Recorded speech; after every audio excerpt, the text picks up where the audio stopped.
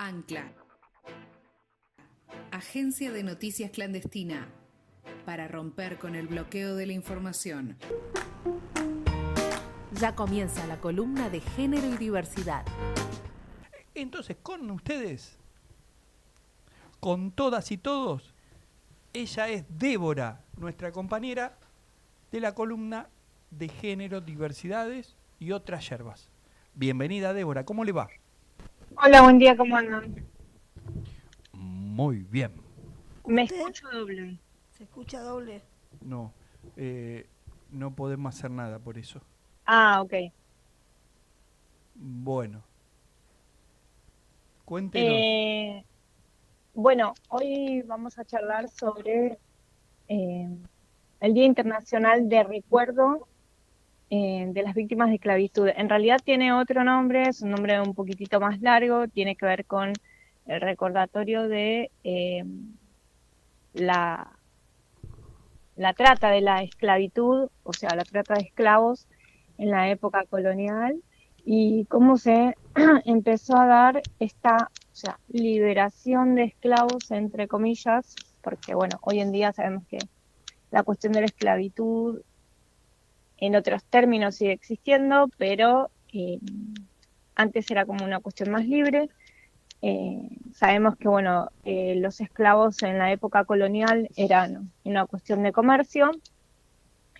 Acá bueno, en todo lo que fue el virreinato del Río de la Plata, en su momento la época colonial, y pues en la cuestión de que sería de casi toda América Latina, llegan en barcos desde Angola, el Congo, Mozambique y muchos del sudeste de África. Los traían acá básicamente para sostener las actividades productivas de las personas ricas, como mano de obra, y a las mujeres especialmente como amas de casa, digamos, o sea, todo lo que no hacían las mujeres de la colonia lo hacían ellas, como criar los hijos, ser madres de leche, hacer las actividades cotidianas. En muchos casos vendían también a los hijos de esas mujeres con ellas, entonces también los trataban de la misma manera o con otros roles. En Argentina, bueno, específicamente, eh, los esclavos llegaban a lo que es hoy la estación de Retiro, que era ahí donde era él, se conocía como el Retiro de los Esclavos, o sea, ahí estaban, ahí llegaban, ahí permanecían y ahí después eran retirados por quienes iban a ser sus amos. Se vendían obviamente por subasta, de, Qué locura. de estar a la vista y de ser elegidos por quienes iban a ser sus amos, ¿no? Eh, la cuestión de esta esclavitud no es que solamente vinieron a hacer algo, sino que vinieron como también a cambiar parte de lo que es nuestra historia, porque de alguna manera u otra, si nosotros y nosotras nos ponemos a investigar, todos tenemos alguna raíz afro en nuestra historia. Eh, no solo vinieron, bueno, para esta cuestión de esclavitud, sino que eh, vinieron para, no sé si modificar, sino como traer otro tipo de cultura, ¿no? Nosotros, no sé, un ejemplo a rasgos generales es que hoy en día en nuestro país se conoce como el país de la carne, la mejor carne del mundo, pero las achuras en sí no eran tomadas por, digamos, por quienes compraban la carne para como incluidas en su comida, sino que fueron esos esclavos africanos que a falta de comida las terminaban levantando y las terminaban cociendo y se las terminaban comiendo. Entonces, esas hechuras que hoy el argentino dice que son propias, en realidad fueron como, digamos, o sea, se dice que fue como una invención de estos esclavos, o sea, de estas raíces africanas, ¿no? Eh, y así un montón de puntos en los que nos podríamos detener para charlar de cómo nuestra cultura terminó siendo enriquecida, mezclada, agigantada por estas cuestiones de los esclavos afro, pero principalmente vamos a charlar de una esclava, la última esclava sobreviviente de la colonia, que falleció, bueno, hace mucho, pero fue en 1909, que era Felipa Larrea, que en su currículum, por decirle así, trabajó con Rivadavia y Sarmiento. Su nieto, en realidad no su nieto, su tataranieto comenzó a hacer como un rastreo de su historia, cómo llegó, cuál fue su vida, con quién se casó, cuántos hijos tuvo. Comenzó a escribir su historia, ¿no? Entonces nos puso en conocimiento de que hubo una última esclava libre en su momento, pero que siguió haciendo tareas domésticas. Se dice también que ella estuvo un tiempo antes con quien después fue fusilada por Dorrego, que era, no me acuerdo ahora el nombre, pero creo que era, a ver si ustedes me pueden ayudar, Camila Gorman, quienes fueron capturados, o sea, ella la asistió antes de su fusilamiento. Hay un montón de historias seguramente como las de esta mujer Felipa, pero que no son conocidas, porque hablar de la esclavitud es como decir, bueno, no, yo de eso no hablo, no, eso no me interesa, pero la realidad es que si nosotros nos ponemos a indagar sobre cuál es nuestro origen, cómo llegamos, cómo nos llegamos, en parte se dice o se puede decir que tenemos algo de afro en nuestra biología, digamos, de descendencia. No es o sea, entiendo que no es una cuestión que todo el mundo acepte, que todo el mundo quiera creer que es de ahí, ¿no? Porque la mayoría se cree blanco europeo y la realidad es que nuestra cultura está atravesada no solo por una cultura española que nos colonizó y destruyó nuestras raíces originales, sino que también hay estas combinaciones, mezclas, estas uniones que terminaron convirtiéndose en lo que hoy conocemos y en lo que también enriquece toda la cultura de nuestro país. ¿Y hoy cómo está la negritud, esa negritud? ¿Cómo convive en nuestro cotidiano? Bueno, esa negritud marrón, marrones. por ponerle un nombre hoy en día, no está considerada dentro de lo que nosotros siempre charlamos, ¿no? Cuando nosotros hablamos de diversidades, hablamos de las diversidades blancas, de las diversidades que consideramos que pueden tener derechos y no de la cuestión en general. Cuando hablamos de diversidad también deberíamos de incluir en la lucha de los derechos y de los avances a los pueblos originarios, a las comunidades afros, a todo ese, digamos, Universo. no diverso, sino como ese mestizaje que no nos gusta como sociedad, porque para nosotros lo blanco es lo que va y bueno, eso no, porque no corresponde a mí, no me corresponde en mi cuestión de sociedad, ¿no? Y la realidad es que esas diversidades existen, que siguen siendo invisibilizadas, o sea, yo sé que quizás esto me traiga alguna que otra crítica, pero cuando hablamos del encuentro plurinacional de mujeres, no hablamos de estas mujeres, no les damos lugar a estas diversidades y hablamos solamente de nuestros derechos como personas blancas y que consideramos que tenemos que tener más derechos que los demás.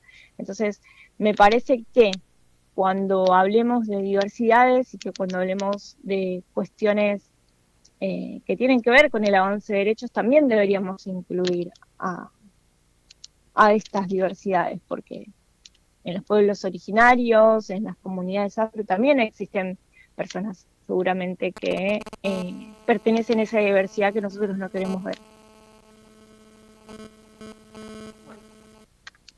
¿Algo más por acá?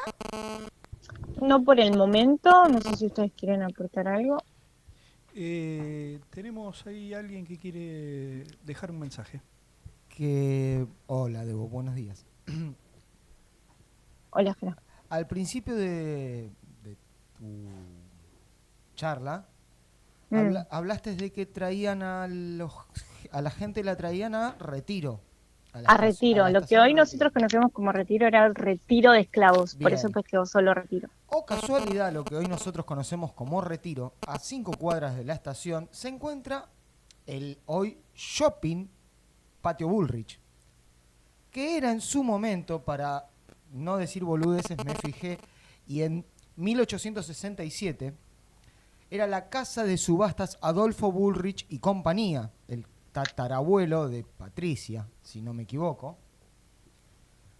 en la cual se hacía la constancia y se realizaban la entrega de indios y chinas, previamente una publicación en los diarios de la época, ¿no? Claro. Donde las familias de Buenos Aires que solicitaban a estos indios y chinas, Sí. Ni siquiera se subastaban, solicitaban. O sea, no, se solicitaban. Claro, yo quiero una negrita, ni siquiera se vendían. Yo quiero una negrita, y te la regalaban para usar en los trabajos de limpieza y los trabajos de campo, ¿no? Estos indios eran los sobrevivientes de las famosas campañas del desierto del general Julio Argentino Roca. Previo nacimiento. Bueno, o sea, ahí tenemos a quienes nos apoyan claro, para que sigamos recordando a la muchacha de buen tomar. Claro, exactamente.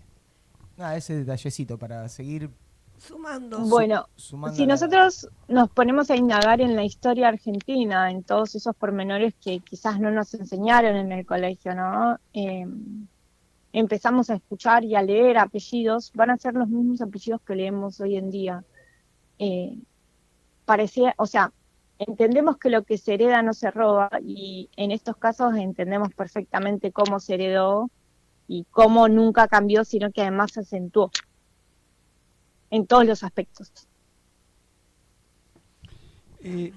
Si me permiten, quiero viajar hasta España y creo que vamos a coincidir todos. Nos solidarizamos con el equipo de fútbol femenino español.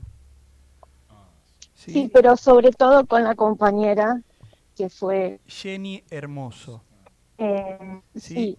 Y bueno, nada, no quiero no, pero reproducir lo que dijo él, ¿no? No quiero entrar ahí. Quiero detenerme en una cosa.